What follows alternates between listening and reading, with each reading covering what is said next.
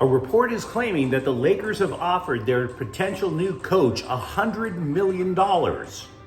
If you watch this program, you are apparently as smart as a Big Ten football coach. And the Sparks' Cameron Brink breaks into tears over representing our country in something that isn't even a real sport. Good morning. I'm James. This is your daily dose of sports and snark for the greatest sports city in the world, Los Angeles.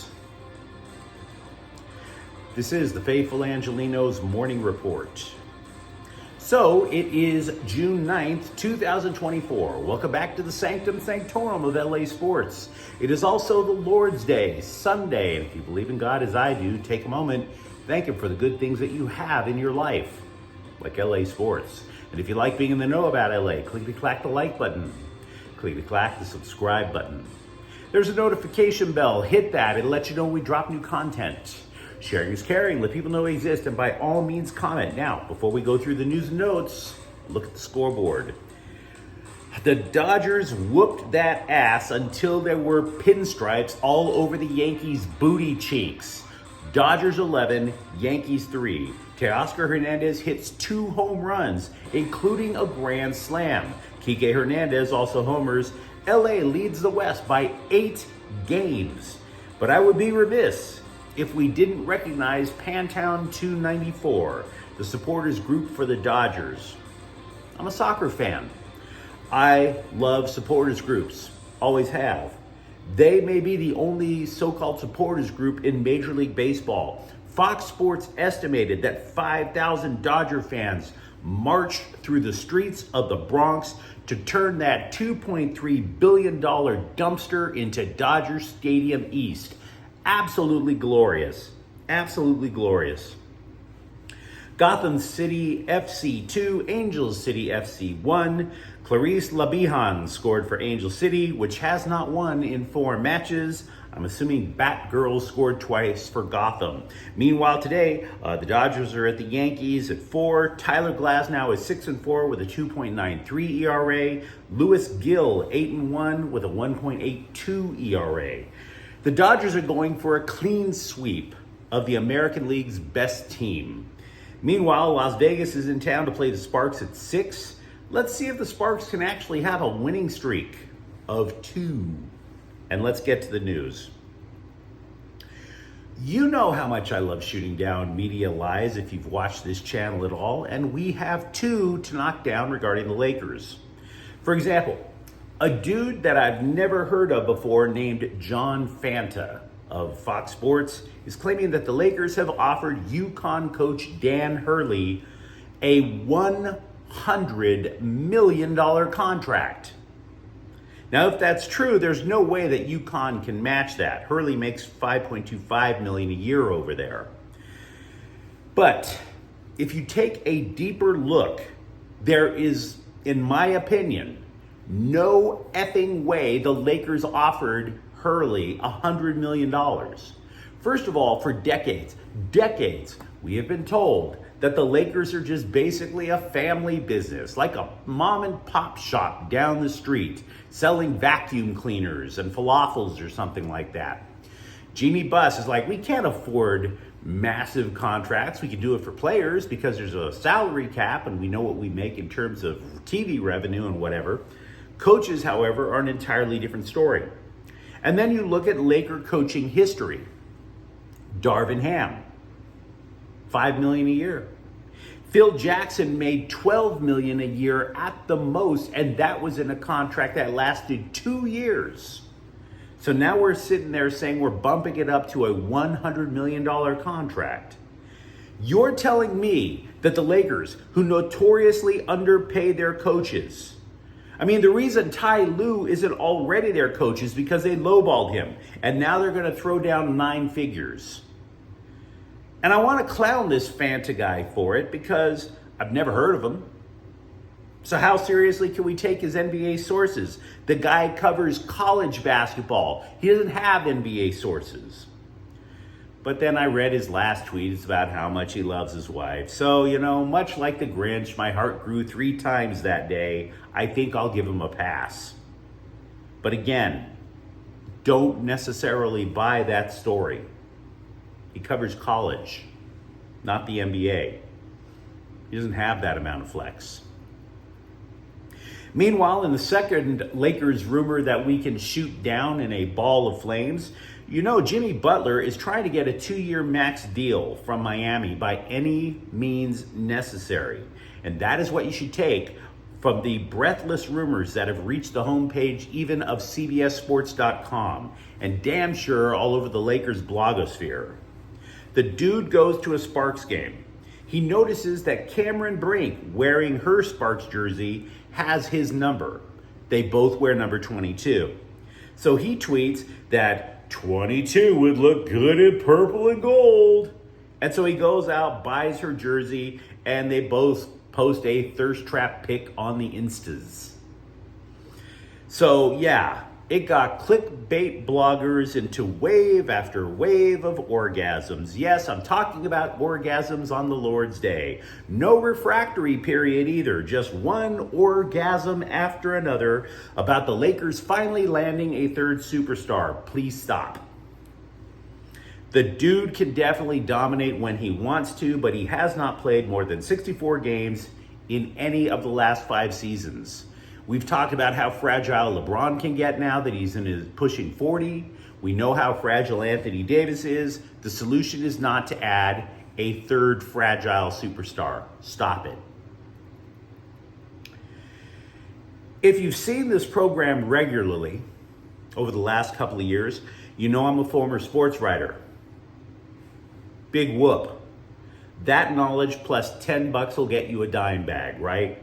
But take it from me and the editors that I used to work with. If you are going to let somebody speak as an unnamed source, please make sure they have something worth saying. Please. I bring this up because Athlon Sports went to coaches across the Big Ten and asked, so, what do you really think of USC coming in? And these coaches, who did not have to give their names, told us nothing.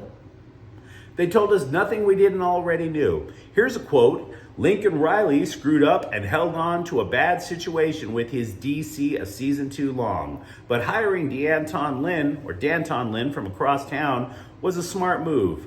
Kind of a can't beat him, can't hire him situation. What groundbreaking analysis, am I right? How about this quote? Expect improvements schematically overall with the new system, and they're upgraded in the secondary. They'll be better than under Alex Grinch. We know. Obviously, they're replacing Caleb Williams, but the bigger question is if they can get both lines playing better. They can ease the new quarterback in if they're protecting him, and they're getting a push from the defensive side. They just didn't look like anything like the old USC glory years in the trenches. I swear, these quotes. I just got home from church and I want to start cussing, I swear. What kind of knowledge is that? Thanks for the insight. We talk about Cameron Brink way too much on this channel. We do. But I did want to cut the Sparks Center a little slack yesterday because we finally heard some news about her that didn't involve her blonde hair, didn't involve her abs. Somebody finally decided to write something that didn't mention her legs. She's supposed to be the savior of the Sparks, and everything we read about her looks like a damn Tinder profile, for Pete's sakes, right? So she learns that she's made the Olympic team and it made her cry. How it's a dream of hers. And that is really sweet. Really sweet. Until you learn it's 3-on-3. 3-on-3? 3-on-3 is played by fat guys at the local rec center who can't run full court. 3-on-3 is not a sport. I mean, I realize the Olympics are just loaded with events now that aren't real sports, but who the hell greenlit 3-on-3? Ice Cube? 3-on-3 is a sport for fat guys who are one rebound away from getting their hips replaced, who are one sprint across the court away from having their stents implode and their heart burst out of their chest. She gets to play in a game designed for fat guys and she bursts into tears. Fat guy sports. Rec sports in the Olympics. When does beer league softball become an Olympic sport? But fat guy sports in the Olympics, and Cameron Brink is crying about it. Have you noticed something kind of low key? That the scribes are wondering if the Rams have a Super Bowl run in them without Aaron Donald? I've noticed that a lot lately. 3 publications, I should say, are wondering, do the Rams have enough to make a Super Bowl run? And the latest is CBSSports.com. And I like the Rams. I do hope they win another Super Bowl. But before the hype train reaches ludicrous speed, I want to at least give you at least what they're saying and have you decide. 1, here's one of the things the scribes are all saying, that the NFC is not as tough as the AFC. Okay, perhaps. 2, Matthew Stafford is a likely Hall of Famer with 2 major receiving threats in Cooper Kupp and Puka Nacua. 3, Sean McVay. But the question that the Rams are going to have is whether their top 2 picks, which is edge rusher Jared Verse and defensive tackle Braden Fisk, if they could step in right away. Because even with Aaron Donald last year, and nobody denies his greatness, the Rams defense was mid at best. They were 19th in points allowed.